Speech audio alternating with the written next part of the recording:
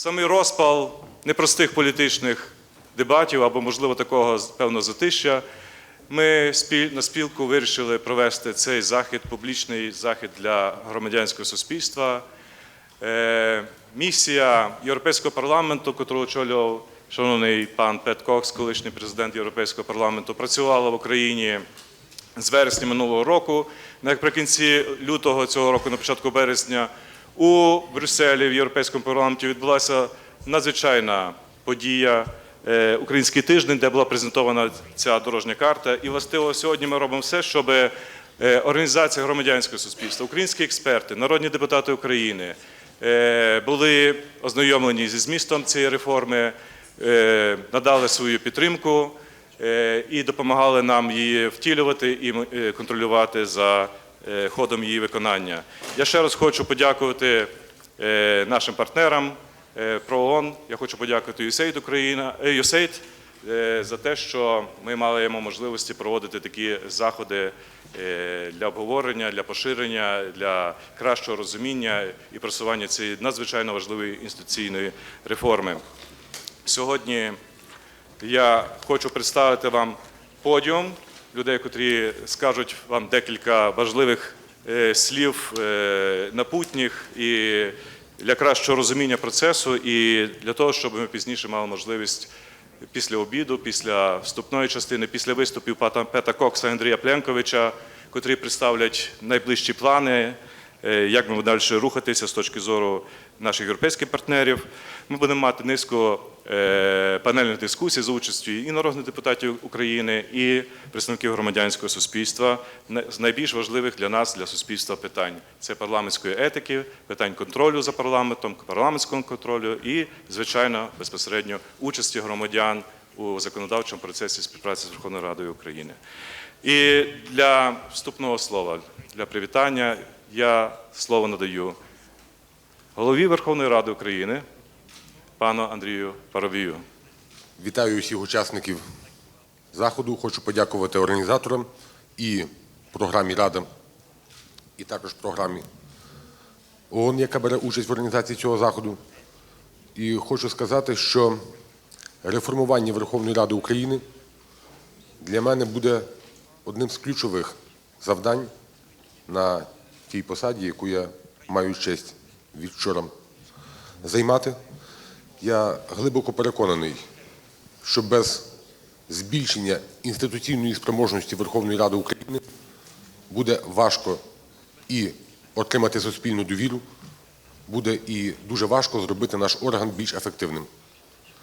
Проведена дуже велика робота, закладений дуже глибокий фундамент, і я хотів би подякувати всім присутнім тут за цю надзвичайно важливу роботу, яка була проведена.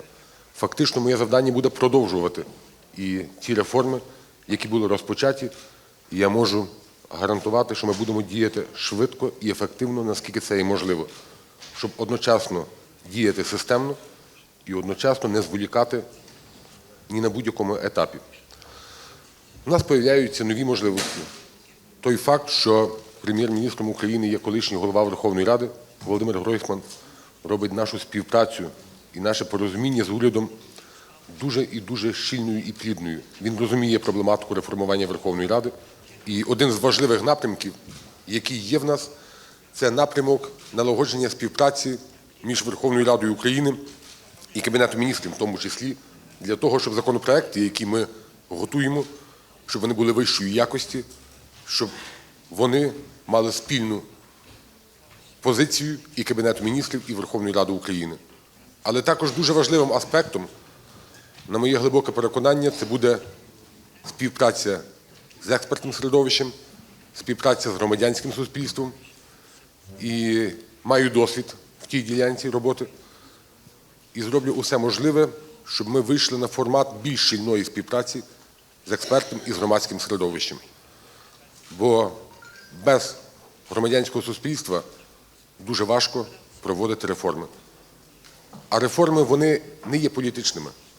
Реформи поза політикою, і в проведенні цих реформ мають бути зацікавлені, як і всі фракції, сили парламенту, також повинні бути зацікавлено і суспільство. І не просто бути зацікавленим, а бути співучасниками і співвідповідальними за проведення цих реформ. Ми повні готовності, ми повні рішучості, щоб проводити реформи. І я впевнений, що ця масштабна робота, яка вже була проведена, буде не тільки продовжена, а буде максимально активізована. І я думаю, ми на сьогодні маємо для того всі передумови і маємо для того достатньо політичної волі і сил. Шановні колеги, ми ще не провели реформу Дня уряду, як планували. Він починається через 10 хвилин у Верховній Раді. І з вашого дозволу я буду покидати вас, не зможу взяти участь в дискусії і в обговоренні, але дуже вам бажаю плідної дискусії, ґрунтовної дискусії і співпраці нам на наступних етапах. Дякую дуже вам. До побачення. Дякую, пане Андрію. Шановні друзі, зараз я маю честь запросити до вітального слова Джорджа Кента, тимчасово виконуючого обов'язки посла Сполучених Штатів Америки в Україні. Час проведення цього заходу є дуже вдалим, адже вчора Рада обрала новий уряд і нового спікера. І та ще раз підтвердила програму проведення реформ. Процес оновлення стосується не тільки виконавчої гілки влади. Сьогодні розпочинається процес реформування українського парламенту, як пан Парубій казав, заради створення більш ефективного законодавчого органу, здатного краще реагувати на потреби та вимоги вас, громадян України.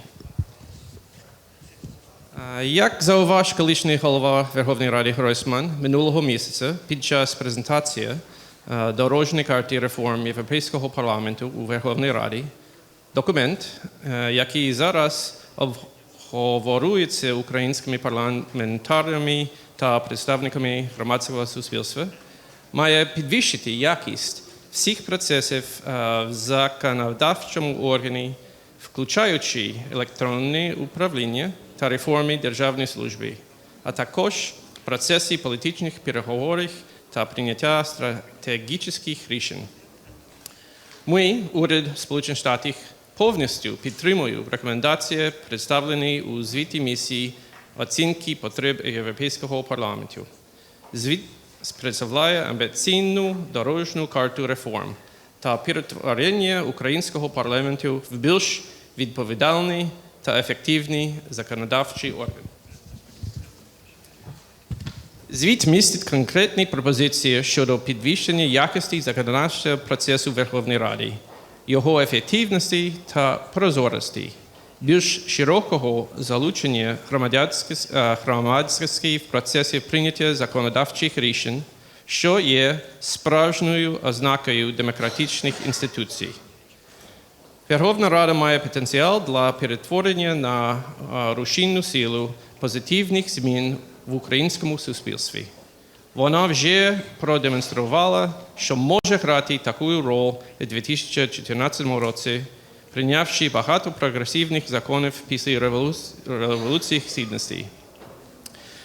Щоб проводити ці роботи, Рада має створити структуру, яка зможе швидко та ефективно викликатися на потреби своїх громадян. Знову, вас. Досягнення саме цієї мети мають допомогти реформі, що пропонується. Я вітаю ваше рішення тісно співпрацювати у втіленні життя цих 52 реформаторських років, як це зробила Рада в 2014 році з реанімаціями пакет реформ для ухвалення багатьох нових законів. Сполучені Штати вже надають підтримки діяльності, що націлена та розвиток парламентаризму, і ця підтримка значним чином доповнює рекомендації Європейського парламенту.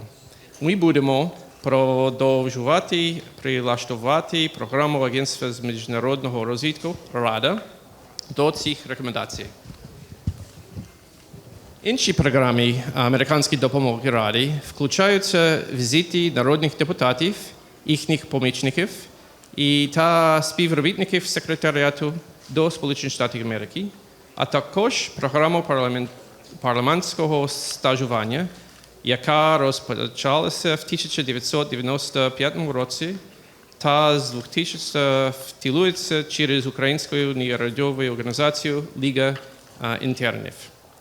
Ми також надаємо підтримку Європейському інформаційному та дослідницькому центру Верховної Ради. Починаючи з травня минулого року, центр виробив більше 30 матеріалів з різноманітних законодавчих питань. В більш широкому сенсі Сполучені Штати повністю підтримують конституційну реформу, децентралізацію та реформи, націлені на боротьбу з корупцією, завдяки яким організації і українці отримують процвітання, на яке заслуговують. Зрештою, дозвольте мені ще раз привітати всіх тут, хто бере участь в цьому важливому форуму. Сподіваюся та очікую, що завдяки вашій роботі український парламент стане більш прозорим, відповідальним перед українським народом та ефективним органом управління. І Україна, як країна, ще більше наблизиться до глобальних стандартів демократичної законодавчої гілки влади. Дякую. Я запрошую до слова і хочу передати слово координатору системи ООН в Україні та постійному представнику прав ООН в Україні пану Нілу Вокеру. Honorable Speaker Parubій has left. I would like to start the day by offering our congratulations to him and also sharing the view of our moderator that I think it's a spectacular sort of start to what must be a very busy day for him that he's been with us here. I'd also like to give my warm regards to Mr. Plenković. It's a pleasure to see you here. He is the head of the EP, the European Parliament delegation to the EU-Ukrainian Parliamentary Association Committee, and has been a long-standing, I think, friend of the reform in Parliament here. It's really good that you've been able to come. Mr. Pat Cox, former President of the European Union, also a great pleasure.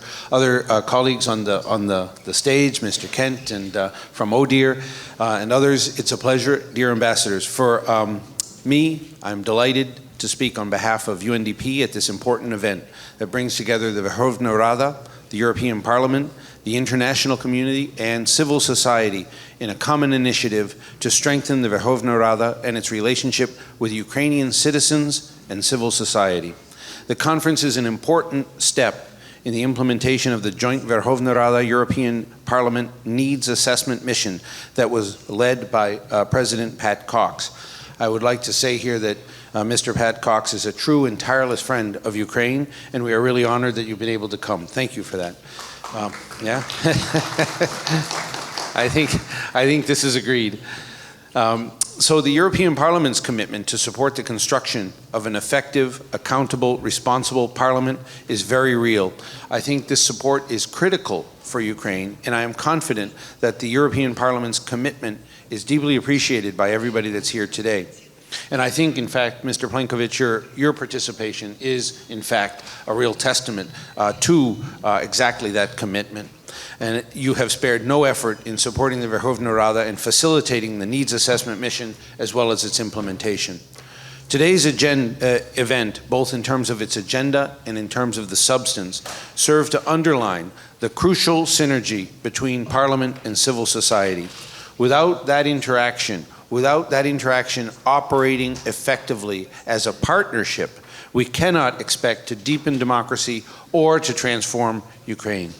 Parliament represents the democratic will of Ukrainian citizens as expressed in free multi-party elections, and it relies upon the participation of citizens through their civil society organizations to enable inclusive dialogue on policy issues,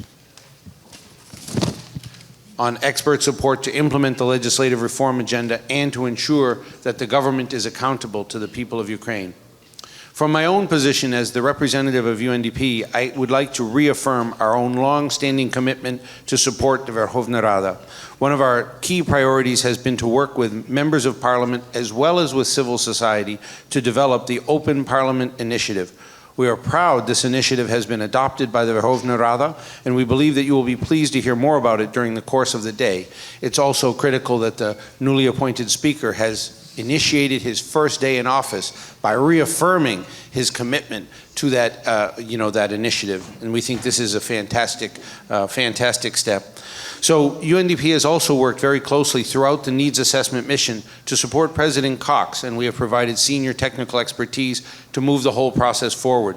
The adoption of the needs assessment mission by an overwhelming majority of members of Parliament and the really successful launch event in Brussels at the beginning of March, I think this provides an excellent foundation for our work.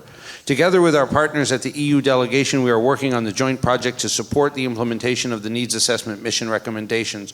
We have a project which will focus on strengthening of the RADA's legislative and oversight capacities, as well as its secretariat and its relationship with citizens and civil society. We hope this project will be signed and launched in the near future. You'll hear more details about this project during the course of today.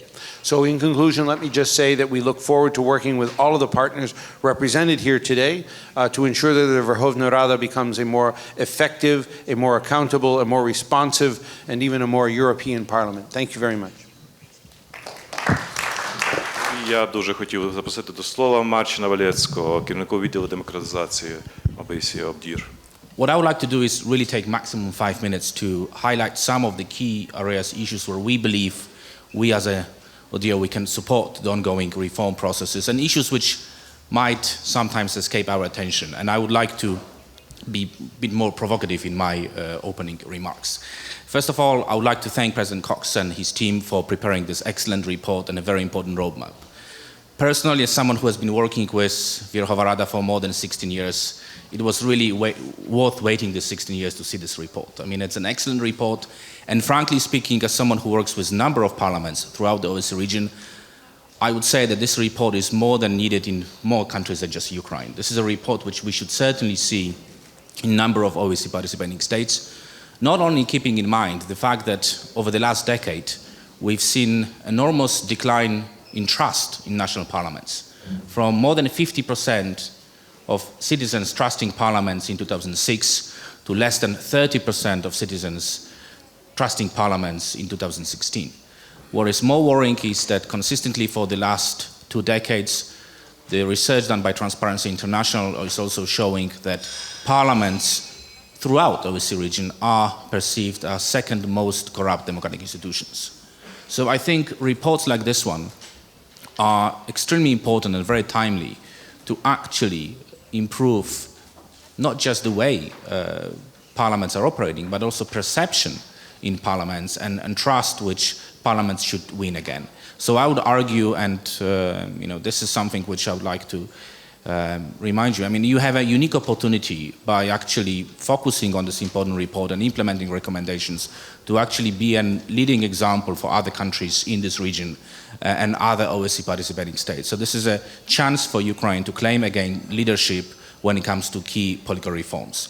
I'm not going to go into details, but 2 areas of reforms which are particularly close to the work done by our office. And most of you know ODIHR through election observation, but I want to assure you that over the last decade we've been working on hundreds of projects throughout Ukraine on the issues related to rule of law, democratic lawmaking, supporting civil society organizations, think tanks, and I would also like to mention the reforms which are dealing with political party regulations and funding of political parties, and I'll go back to this in my last remark. But we've 2 issues which are particularly close, and we would like to offer our support to Верховна Рада, to civil society organizations and all the fractions, are issues related to parliamentary ethics, and my colleague Katia Rabika would be talking about it in more details. This is the study which we produced 3 years ago, and I think it's a very current and very relevant study for the discussions which are currently taking place. We've also conducted some focus groups which are very much in line with the findings of your own report. And I think this is one of the areas which I would really like to encourage all of us to properly focus on before the end of this year, partly because of the Greco evaluation, which will be coming to Ukraine. And the upcoming Council of Europe Greco evaluation would be looking at the issue of parliamentary ethics and prevention of corruption in parliaments. And once again, as a friend of Ukraine, I would like to see Ukraine claiming championship and leadership on this issue. I think we have enough people in the room who are willing to come together. There's a very strong interest coming from different international organizations, different NGOs, and I'm looking here at my friends from NDI, my friends from TI. I know that all the organizations are standing ready to support Verkhovna Rada working on this issue. So I will not go into much details. This is in line with international commitments, OSCE commitments, in line with recommendations coming from President Cox's report, but also from upcoming Greco evaluation team.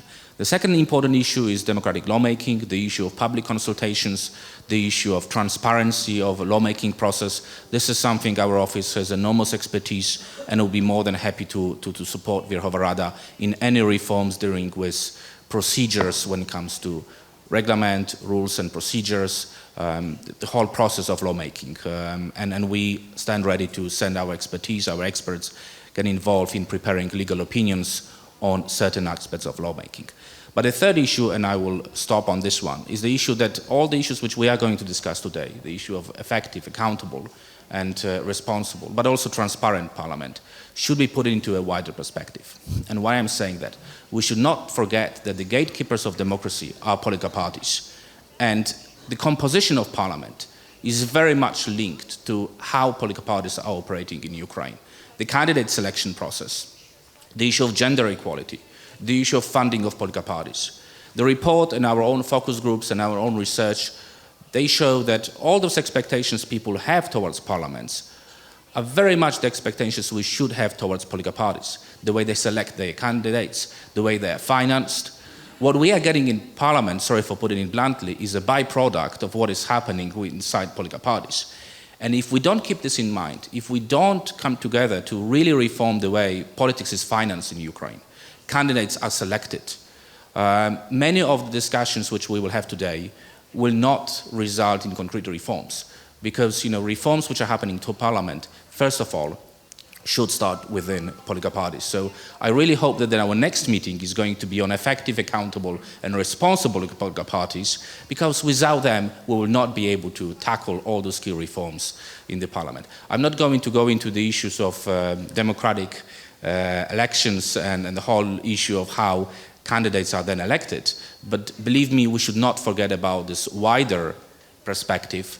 And once again, I think this year is a unique opportunity to address some of those issues, and I'm really looking forward that as we are discussing some of those issues, we will also tackle the issue of political parties. Thank you very much. Я хотів би передати слово Президенту Фонду Східна Європа, нашого лідінг організації в програмі Рада. Мені дуже приємно тут представляти саме організацію громадянського суспільства. І хотів би зазначити, що напевно для нас, для представників громадянського суспільства, вже за багату кількість років зрозуміло, що при кожній зміні керівних органів в нашій державі робота тільки починається. Дійсно, нам потрібен якісний демократичний парламент. І всі спікери сьогодні зазначили визначну роль громадянського суспільства. Сьогодні ми будемо говорити про роль громадянського суспільства і громадських організацій в цьому процесі.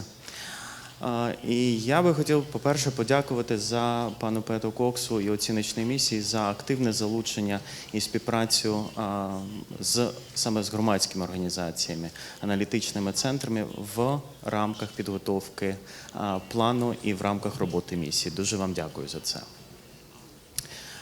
Звичайно, громадянське суспільство буде активно залучено в процес реформування парламенту. Але я хотів би подивитися на цей процес з боку саме громадських організацій і зазначити, що перед нами, як громадянським суспільством, теж є виклики. Тому що, напевно, нам є над чим працювати і не тільки з парламентом, а й над собою. І тут три моменти, які я хотів би зазначити. Перше, напевно, що парламент і реформа Верховної Ради України – це не тільки реформа будинку під куполом. Напевно, я хотів би зазначити, що робота має проводитися на всіх рівнях для того, щоб ми забезпечили прямий зв'язок депутатів з виборцями, зі своїми округами, з містами і громадами. І тут визначну роль, звичайно, грають саме організації громадянського суспільства.